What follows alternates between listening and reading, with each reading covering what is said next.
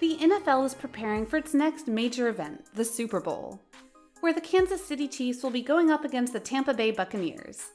It's old school versus new school in terms of quarterbacks and teams. And yet, this will be a fun game, hopefully, that has all sorts of great plays, including one or two that might just be savage.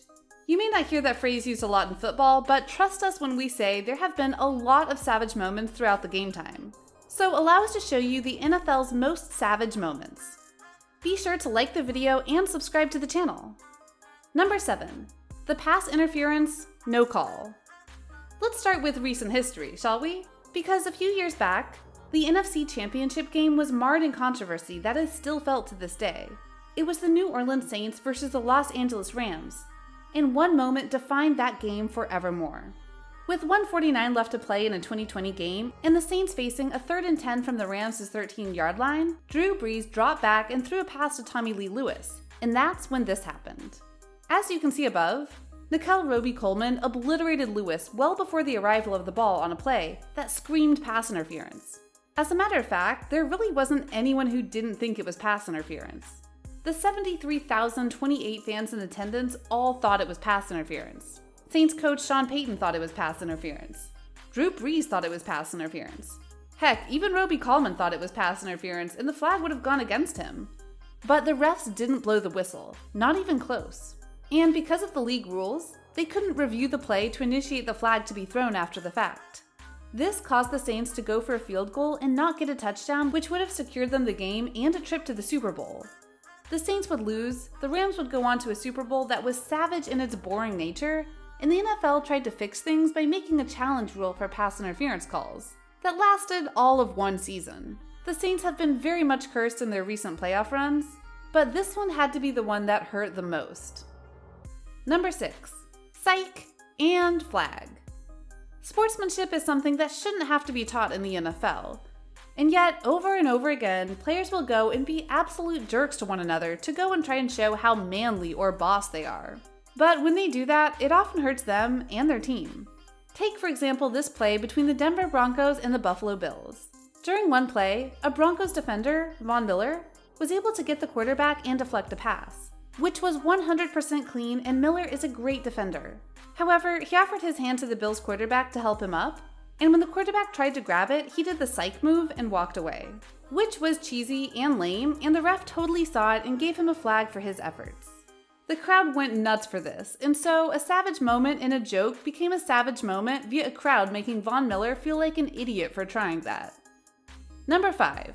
21-17. This is a savage moment in 2 parts, and it requires some context. Going into Super Bowl 42, the New England Patriots were on top of the world. They were 18-0, getting ready for a perfect season, the first one since the legendary Miami Dolphins squad that did it. And the only thing stopping them was a very big underdog team in the New York Giants, led by Eli Manning, the brother of Brady's biggest rival at the time in Peyton Manning. Anyway, part 1 of the savagery came from the press conferences before the game. Giants wide receiver, Plaxico Burress, stated that the Giants would win the Super Bowl 21-17, and naturally, no one believed him, including Tom Brady, who, after hearing that and reflecting on the season he had, said, "I'm pretty sure we're going to score more than 21 points. Yeah, he didn't, because part 2 of this savagery was that the Giants rocked Brady from start to finish. Eli outplayed him and made key passes, including a TD throw to Burress to help him win the game 17-14. So no, Brady didn't get to 21 points and beyond. Oh, and funnily enough, 4 years later, these two met again, and the Giants won the game 21-17. Brady still didn't score 21 against the Giants. So sad. Number 4. Andy Dalton gets blasted, and then left alone. This is easily the most infamous hit of the current NFL season. It was a rivalry game with the Dallas Cowboys and the Washington football team, and Andy Dalton got absolutely plastered in the head by a dirty hit. It was so ugly that not only did he get hit while on the ground, he basically crumpled in a heap. His helmet was knocked off, he wasn't moving, and so on. The reason this was so infamous and savage wasn't just the dirty hit. It's that the Cowboys basically did nothing to stand up for their quarterback. Some of them checked on him, sure, but usually these kinds of hits cause major fights, and yet, no one did on the Cowboys side. That was a major breaking point of the season because the Cowboys showed that despite Dalton giving them everything, they didn't really care about him. And that's pretty savage, when your focal point gets destroyed and you don't even raise a stink about it. NFL experts and former players blasted the Cowboys for this, and they were lucky that Dalton was willing to play at all after the disrespect the team showed him. Number 3, the tuck rule game. You notice how Tom Brady is associated with a few of these savage moments? It's almost like he's drawn to them, or in this case, they're born to protect him. While that may sound like a conspiracy theory, you need only ask the Raiders what they feel about this by asking them about the tuck rule game. This game was the 2001 AFC Divisional Playoff game between the then Oakland Raiders and the New England Patriots, which had Tom Brady as the quarterback. In the fourth quarter, Raiders' cornerback Charles Woodson tackled Tom Brady, which initially appeared to cause a fumble, eventually recovered by Raiders' linebacker Greg Biekert. If it was a fumble, it would have almost certainly sealed the game for Oakland.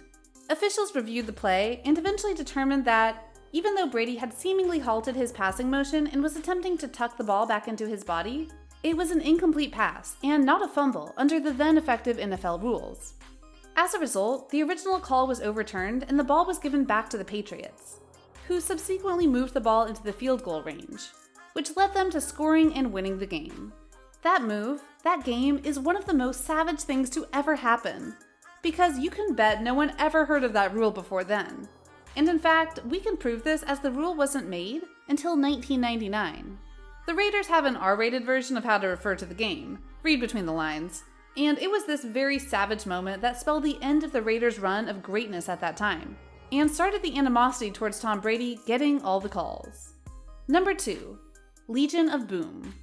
The Seahawks are an annual contender in the NFC, but when they had their Legion of Boom defense alongside quarterback Russell Wilson, they were virtually unstoppable, which they proved in their Super Bowl clash with the Denver Broncos and their quarterback Peyton Manning. Most people felt this would be a close game and a classic offense versus defense matchup, but no. The Seahawks defense dominated the game from start to finish and had so many savage blows on the offense that it's better to just show you them than pick one to love. The final score was 45-10, which no one saw coming one bit.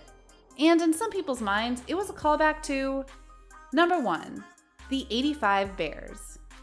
There are teams in NFL history that seem destined to go and win more than one title, but they never do.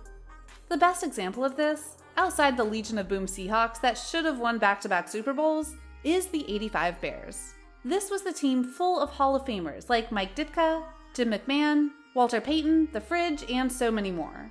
They were overwhelming on offense and defense and went 15-1 in the regular season and then dominated the playoffs before dominating the Super Bowl and winning rather easily. But what was the most savage moment of this all-time great team? Simple, the Super Bowl Shuffle. They called their shot, did the music video, and then backed it up. That's beautiful savagery right there. So what do you think? What do you think of this look at the NFL in its most savage moments? Were you surprised by the kinds of moments that were on this list? Were you expecting more hard hits and brutal beatdowns? Which of these moments do you remember seeing happen live and recalling how savage they were? What do you think will be the next savage moment? Let us know in the comments below, be sure to subscribe, and we'll see you next time on the channel.